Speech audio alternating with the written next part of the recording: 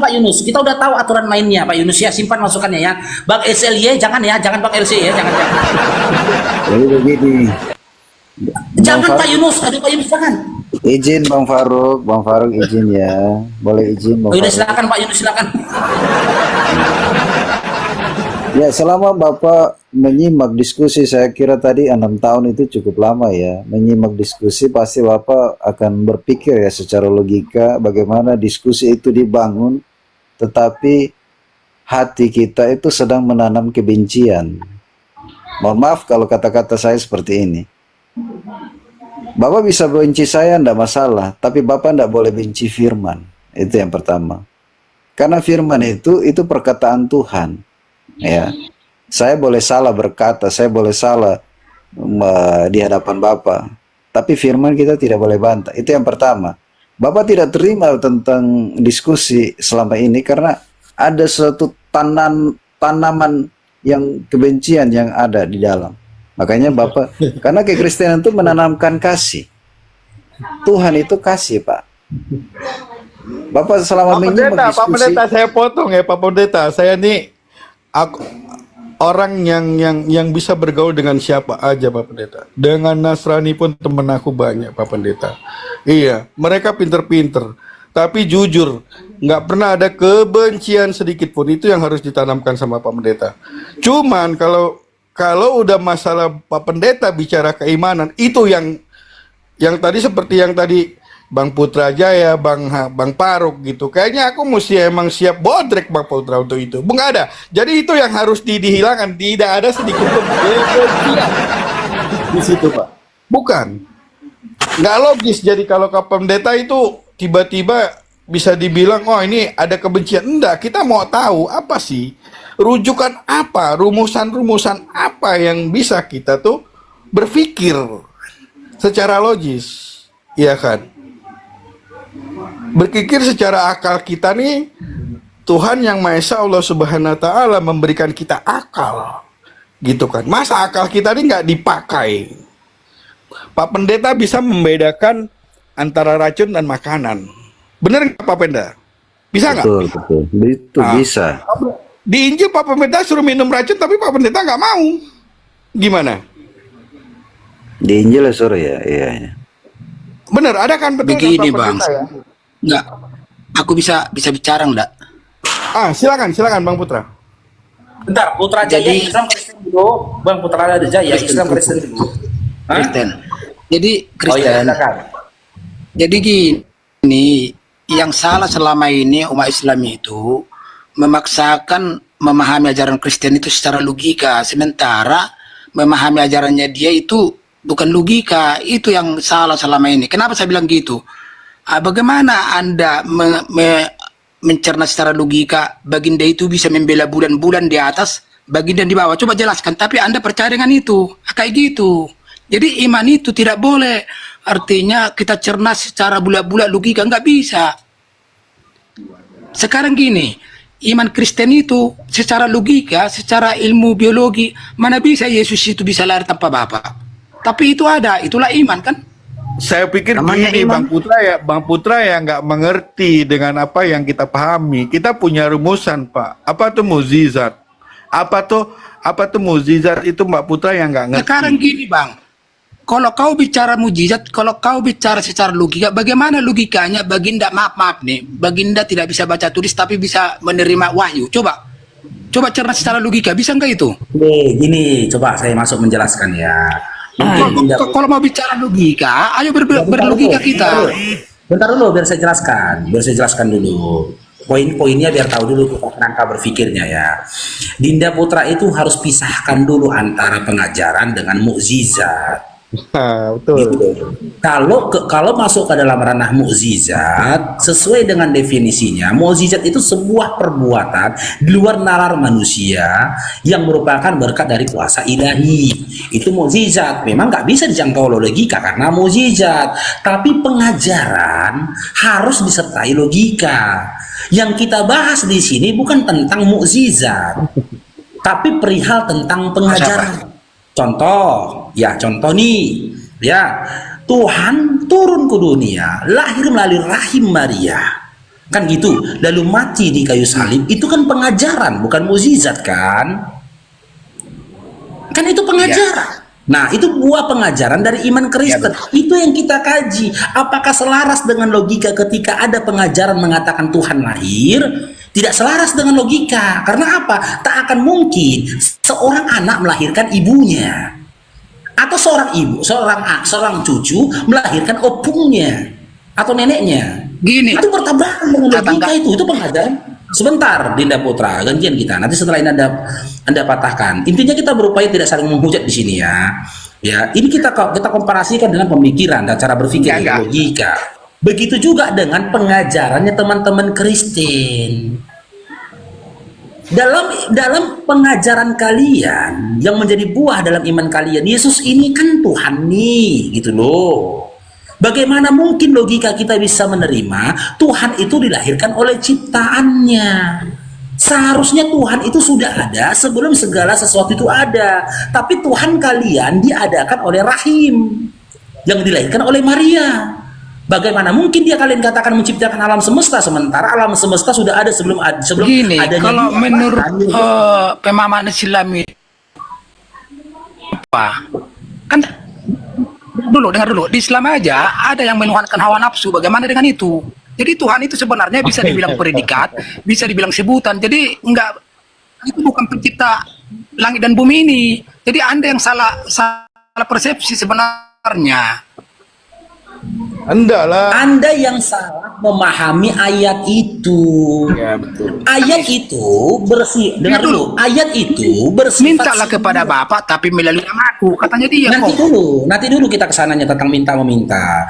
Makna ayat itu tadi menuhankan hawa nafsunya itu sindiran dari Allah. Jadi pemahaman sederhananya itu kenapa kau tuhankan hawa nafsumu?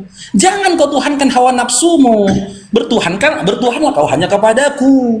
Dan yang kedua, ayat itu bermaknakan Dengar benar dulu. adanya manusia di atas bumi ini yang menghadirkan Tuhan-Tuhan lain selain kepada Allah. Sebagian dari mereka itu menuhankan hawa nafsunya. Siapa itu orang-orang yang menuhankan hawa nafsunya? Mereka-mereka yang berupaya menolak. Gimana sih kita diskusinya nih, Dinda Putra dipotong-potong? Dia suka mengakui hawa nafsu menyembuhkan orang sakit. Bagaimana dengan itu lebih nyata? Kenapa Anda menyalahkan kami? Itulah logika Anda itu sengklek semua saya bilang. Saya tidak Sementara hawa nafsu ada dalam ranah penyalahan. kalian loh. pertuhankan. Kami menuhankan Yesus yang Ya sudah selesai. Diskusinya sudah selesai. Maka saya bilang kalian sengklek semua. Sabar dulu Dinda Putra. Kalau Anda sudah mengakui menuhankan Yesus, udah selesai. Gak ada lagi yang mau didebatkan. Ternyata Yesus itu kau tuhankan, bukan Tuhan. Selesai. Jangankan Anda menuhankan Yesus, Anda menuhankan tutup panci, Anda menuhankan sendal sebelah kiri, bahkan andaikan Anda menuhankan handuk leher, itu urusan Anda. Tak perlu lagi Anda didiskusikan, gitu loh, didebatkan. Intinya kan konteksnya Yesus itu dituhankan, bukan Tuhan. Beda antara Tuhan dengan Kenapa tiap hari dituhankan. ribut kami menuhankan Yesus? Masalahnya begini loh Dinda Putra. Kan udah saya bilang, kalau semua teman-teman Kristen mengakui, Semua. ini kok patah-patah ya? Aku ngelek ya? Aman, Aku Bapak. ngelek ya? Aman.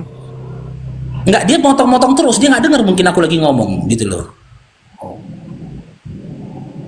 Ya silakan Dinda Putra, kalau mau ngomong dulu silakan, tapi minta tolong ya, nanti ketika saya ngomong jangan dipotong gitu loh. Jangan ditimpal. Patah-patah jadinya.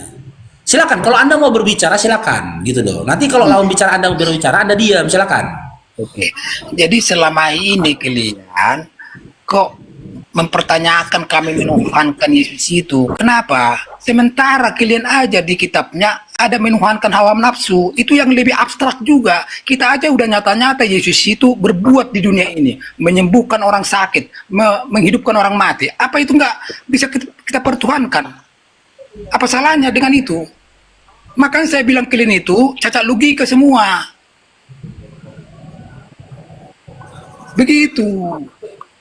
Toh juga nanti di hari kiamat Yesus yang turun, bukan Nabi Adam, bukan Nabi Nuh, bukan Nabi Musa yang turun di hari kiamat. Yesus itu yang turun. Itu yang kami tunggu-tunggu. Kenapa Anda mempersalahkan kami menuhankan Yesus? Maka saya bilang kalian itu sengklek semua. Udah. Oke, saya tanggapin ya. Tolong jangan dipatah-patahkan, dipotong-potong ya. Anda harus memahami, ya seperti yang saya katakan tadi. Kalau semua teman-teman Kristen jujur seperti jujurnya Dinda Putra ini, tak ada lagi perdiskusian. Intinya kalian jujur, Yesus itu statusnya kalian tuhankan, bukan Tuhan. Kalau Anda katakan gitu loh, Yesus itu Allah, Anda menyampaikan alasan nih, Anda tuhankan Yesus karena dia bisa begini, begini dan begitu, bisa menyembuhkan orang sakit, bisa bisa berjalan di atas air, itu urusan Anda. Memandang kelebihannya dia, jadi alasan Anda menuhankan dia, urusan Anda. Tapi kalau boleh Anda berikan kesempatan menganalogi, ya ada banyak hal dan ada banyak orang yang bisa seperti Yesus. Maka ketika Anda mengetahui itu, Tuhan Anda akan banyak lagi. Contoh, sabar dulu lah Putra, gantian lah kita. Tadi kamu ngomong saya diem, gantian lah. Ya, contoh, sebuah mesin cuci bisa mencuci pakaian. Tapi kan tak mungkin mesin cuci itu Tuhan. Iya kan? Kalau kamu ya gitu gobloknya, nggak saya goblok itu, makanya kalian tertinggal bro. Motong terus. Kau bicara diam orang, kau orang bicara kau ngomong terus. Gimana cara? Bukan bang. Masa mesin cuci di Tuhan kan itu jika sengklek, makan saya bilang. Ya, kasih bodoh itu kami. Itulah saya bilang kalian itu logika sengklek. Gantian. Astagfirullah. Artinya, jangan karena mesin cuci bisa mencuci pakaian itu bisa dipertuhankan. Bodoh amat jadi manusia. Otaknya kemana? Itu yang saya bilang. Kau belajar mendengarkan dulu, selesai baru gantian. Belum selesai dong penjelasanku Dinda Putra. Dinda Putra, penjelasanku belum selesai. Kau potong, jadi informasi yang sampai ke kamu itu belum sempurna hawa gitu nafsu loh. aja kalian Tuhan. Bagaimana dengan hawa nafsu kalian Tuhan? Makanya logika kalian itu sengklek semua. Mending ngadapin orang kesempatan bicara. Kau diberikan kesempatan bicara sampai selesai kami dengarkan. Ketika Bang Fahruk bicara, kau diharap mendengarkan. Jangan kau potong-potong dulu sampai Bang Fahruk selesai. Begitu caranya. Jangan mau dihormati, kamu nggak bisa menghormati. Gimana itu? Dengarkan dulu penjelasan Bang Fahruk biar kamu dapat poin. Oke, dengarlah Dinda Putra ya. Yang kusampaikan tadi hanya analogi bukan poin. Yang kusampaikan tadi analogi bukan poin. Tapi poin dari analogi yang kusampaikan tadi tentang mesin cuci tadi, perihal tentang perbuatan dari si mesin cuci yang bisa mencuci pakaian hingga bersih. Sama dengan perbuatan yang dilakukan oleh Yesus tadi. Kalau kamu menggambarkan perbuatan atau mukjizat yang dilakukan oleh Yesus menjadi alasan untuk memenuhankannya, kenapa kau tak tuhankan Musa yang telah membelah laut? Kenapa kau tidak menuhankan Elia yang membangkitkan orang mati? Kenapa kau tidak memenuhankan Abraham, Ibrahim gitu loh, yang bisa selamat dari bakaran api? Kenapa kau tidak menuhankan nabi-nabi lainnya, di mana setiap nabi memiliki mukjizatnya masing-masing? Udah poinnya aku udah dapat, Tapi begitu loh. Musa tidak pernah mengatakan aku dan dia adalah satu, nggak pernah. Tapi cuma Yesus yang pernah mengatakan saya dengan dia adalah satu. Iya, aku dan dia adalah satu. Sesatu-satunya aku dan dia, nggak mungkin aku dan dia adalah aku, iya kan? Aku dan dia adalah satu. Seperti apapun satunya aku dan dia, jangankan akan mungkin aku akan menjadi dia, dia akan menjadi aku, tidak akan mungkin itu. Gini bro, makanya ajaran Kristen itu tidak semata-mata kita cerna dengan logika. Kenapa saya bilang gitu? Muslim kan lahir di abad ke-7. Sementara murid-murid Yesus saja apa yang kali ya, kalau bukan logika. Dengar dulu, yang diperbuat Yesus murid-muridnya nggak percaya apa dibilang, sudah berapa lama aku bersamamu, sama kata Yesus kepada murid-muridnya, tapi tidak tahu kau apa yang saya perbuat. Iman mulai yang menyelamatkan kamu, kata Yesus kepada murid-muridnya. Itulah muridnya udah tertarik Punya sama dia, tapi ayatnya nggak loh, paham. Dinda, ya Allah. Nggak kayak gitu narasinya tertulis dalam Bible. Ingat Korintus, jangan melampaui yang tertulis. Nggak kayak gitu. Apa dia? Sudah berapa lama kamu bersama aku tapi tidak tahu apa yang saya perbuat, katanya. Iman Nggak mulai yang itu menyelamatkan kamu. bunyinya loh. Itu kau bilang. Nggak gitu bunyinya, nggak gitu. Bagaimana kamu lahir dia, Pak? Boleh aku sedikit menanggapi nih, Bang Farouk? Silakan, Kamu memahami silakan. ajaran. Gini, Bang Putra. Tadi kan kamu bilang Yesus mengatakan aku dan Bapa adalah satu. Musa lebih dari itu. Coba kamu baca Keluaran 3 ayat 14. Dia mengatakan, aku adalah aku yang mengutus aku kepadamu. Itu lebih lagi. Kenapa tidak kau pertuhankan itu Musa? Bro, Musa aja bilang nggak pernah ngomong gituan Musa. Kau Anda itu yang kau baca dulu bro.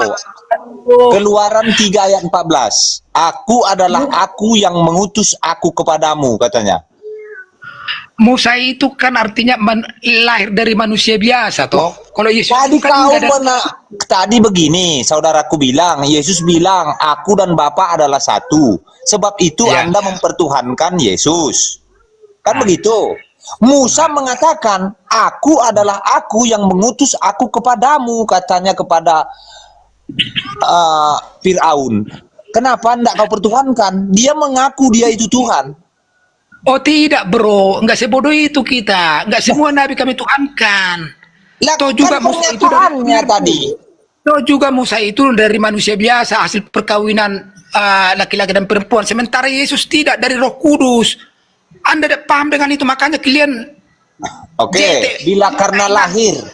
Oke, bila karena lahir, saya mau tanya kepada Anda. Iya. Adam diciptakan tanpa ada ayah dan ibu. Lebih dari Yesus lagi. Kenapa nggak Anda tuhankan? itu manusia pertama ciptakan dari tanah. Anda harus bisa memahami, membedakan. Makanya kalian bodoh, saya lihat bodoh. Makanya di kitab Ini Anda yang bal. Lu apa saya Begitu. yang bodoh ini? Udah, memahami ya, ajaran ya, ya. Kristen itu kayak sebodoh kamu. Makanya kalian Jadi, tertinggal Bang, di segala hal, Bang bro. Putra, yang kutanya dulu Bang Putra. Teknologi tertinggal, Putra, desain Putra. tertinggal, di kedokteran Putra. tertinggal, sekolah tertinggal. Makanya pemahaman kalian itu tertinggal, bro. Iya. Jadi gini Bang, Yesus ini Apa? anak sulung atau anak putra? Anak tunggal. Anak tunggal. Anak sulung atau anak tunggal? Anak satu-satunya anak Allah Bapa. Kan Yesus ini dikatakan dua, ini anak sulung atau anak tunggal. Yang kutanya, dia ini anak sulung atau anak tunggal? Bang, gini ya, saya jelaskan ya. Jadi Tunggal udah pemahaman dijawab Kristen. Bayu, anak tunggal. Dengar Kalau dulu, anak Bang. tunggal Gini kenapa dikatakan pemahaman. anak sulung lagi? Dengar dulu, aku jelaskan pemahaman Kristen. Kan Allah Bapa yang sebenarnya yang ciptakan langit dan bumi ini kan kita tidak tahu seperti apa bentuknya. Siapa yang pernah melihat? Si Musa aja nggak pernah melihat. Nabi Nuh juga nggak pernah lihat. Nabi Adam juga nggak pernah lihat. Cuma dentakan kakinya dulu ah. Tapi dengan tidak tahunya kita seperti apa Allah Bapa yang menciptakan bumi ini, dengan kasihnya lah dia turun melalui Bunda Maria yang seorang perawan bisa melahirkan. Dengan itulah menunjukkan kasih Allah Bapa itu kepada manusia. Itu pemahaman Kristen, biar Anda tahu, jangan pakai dengan logika. Makanya selama ini berdebat karena kamu pakai logika, kamu memahami ajaran Kristen nggak masuk akal. Makanya silian tiap hari yang dibahas-bahas TikTok ginian, ya nggak nyambung karena pemahaman kalian itu kacamata gelap, sementara kita enggak.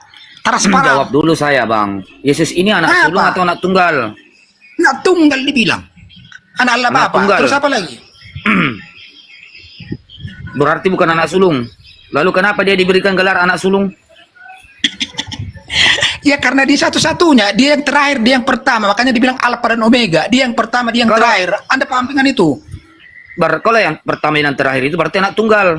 Kenapa disematkan lagi anak sulung? Paham nggak kalau anak sulung itu apa? Anak sulung itu dia yang pertama dan dia yang terakhir. Anak satu-satunya. Kalau anak tunggal?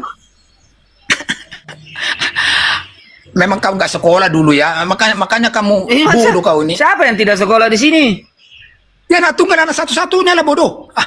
Loh, kalau anak sulung apa anak sulung? Udahlah kamu. Anak Makanya sulung dibilang itu adalah anak pertama dari saudara-saudaranya itu anak sulung. Kalau anak tunggal Kalau itu tidak bersaudara.